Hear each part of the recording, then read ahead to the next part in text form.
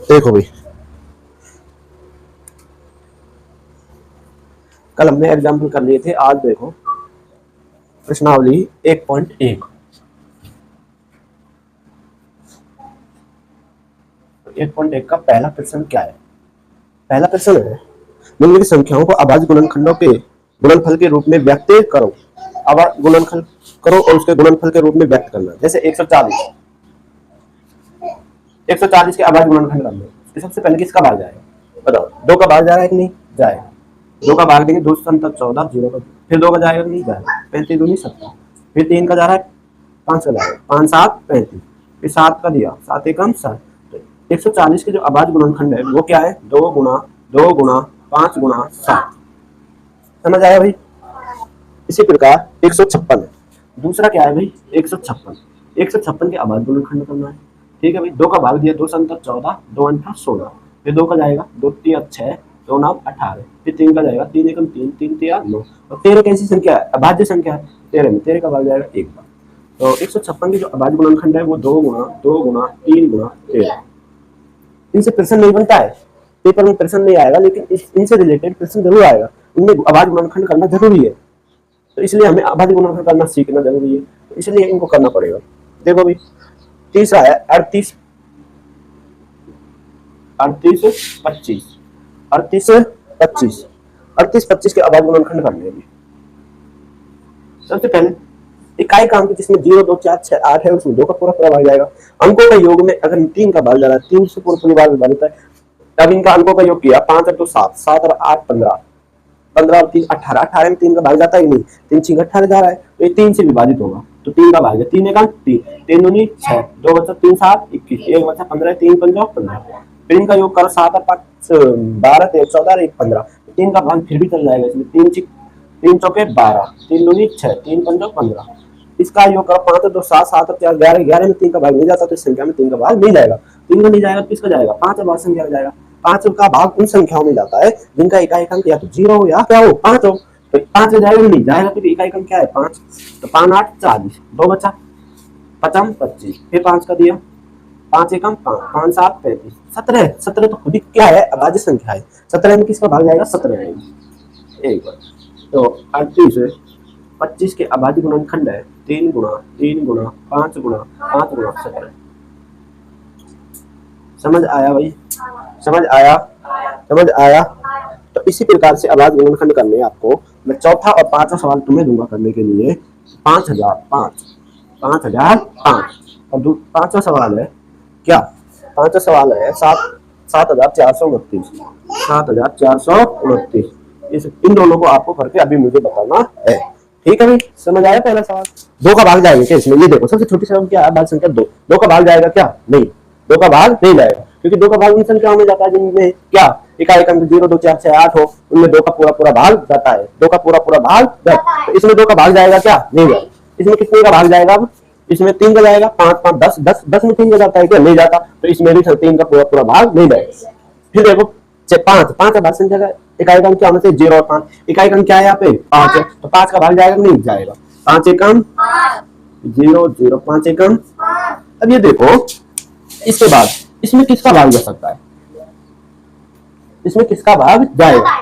देखो 7 3 7 1 7 28 2, देखो 7 का पूरा भाग जा रहा है। किसका जा रहा है? 7। 5 के बाद 7 अभाज्य संख्या, 7 का भाग दिया, 7 एकम 7, 3 बचा 30 हो गया, 7 चौके 28, 2 बचा 1 हो गया, 21 हो गया, 7 3 21। अब बचेगा 143। अब इसमें कितने का जाएगा? 11।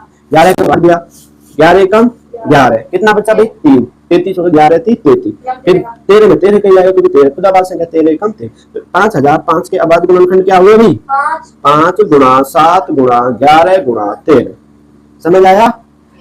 इधर देखो, 5वां जो सवाल है उसके देखो 7 4 2 9, इसके बाद गुणनखंड करना है। देखो भाई, अंकों 2 का भाग जाएगा, 2 का तो जाएगा नहीं, क्योंकि इकाई अंक 0 2 4 6 8 नहीं है। अब देखो 3 का 6 9 10 11 11 और 4 15 15 और 17 कितना होगा भाई? 22। 22 में 3 का भाग नहीं जाएगा, तो इस पूरी संख्या में भी 3 का भाग नहीं। 5 का देखो 0 5 है क्या? नहीं जाएगा। फिर उसके बाद इसी प्रकार ये जा ही नहीं रहा, इस संख्या में जाएगा कितने का भाग? 17 का। 17 कितने का जा रहा है? 17 का।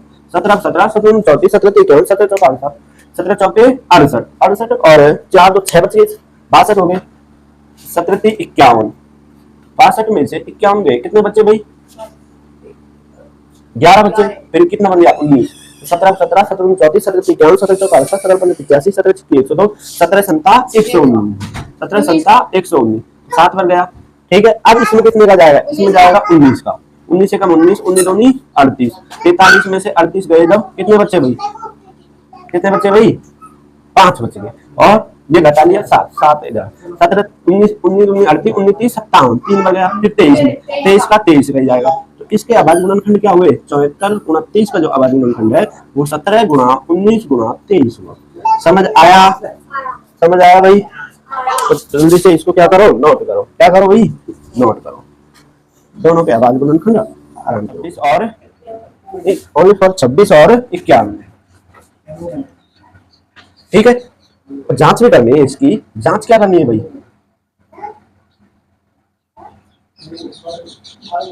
पहली संख्या गुणा गुणा दूसरी संख्या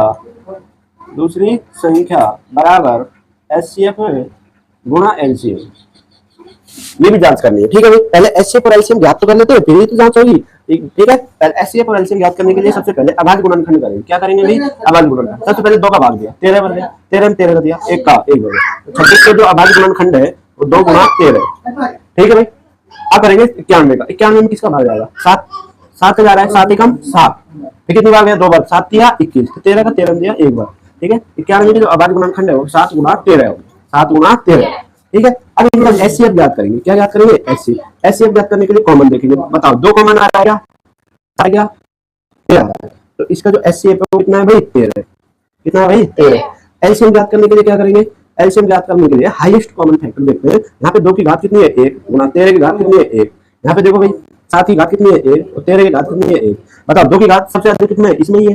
2 की घात 1 गुणा 13 की घात, 1 घात एकदम बराबर है 13 की घात 1 गुणा 7 की घात किसमें अधिक है? 7 की 1 ही है, 7 की घात 1। इसको करेंगे 7 दूनी 14।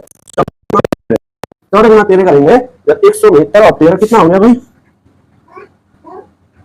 182। 182।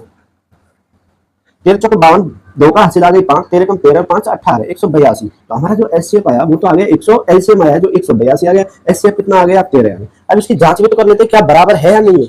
जांच करने के लिए क्या करना पड़ेगा? पहली संख्या कितनी है? 26 गुणा दूसरी संख्या कितनी है? 91 बराबर एचसीएफ कितना है? 13 गुणा एलसीएम कितना है? 182। इन दोनों को गुणा करने पर और इन दोनों को गुणा करने पर दोनों कैसे आने चाहिए? बराबर आने चाहिए। अगर बराबर आएंगे तो इसका मतलब हमारा जो क्या है जांच है वो बिल्कुल सही है और हमने जो सवाल किया है वो बिल्कुल सही है। देखो 91 का किया 26, 9 का किया 9 छिकी 54 का 4 का हासिल आ गई 5, 9 दूनी 18 और 5 कितने हो गए? 23। तो 6 6 3 2। अब देखो इस का 6 हासिल आ गई 10, 13 कम 13 10 23। बताओ दोनों बराबर है या नहीं है? दोनों बराबर है या नहीं है? दोनों बराबर है। इसका मतलब जो हमारा जो प्रश्न किया है हमने एचसीएफ और एलसीएम का है वो बिल्कुल सही है। सही है कि नहीं है? सही है। नोट करो।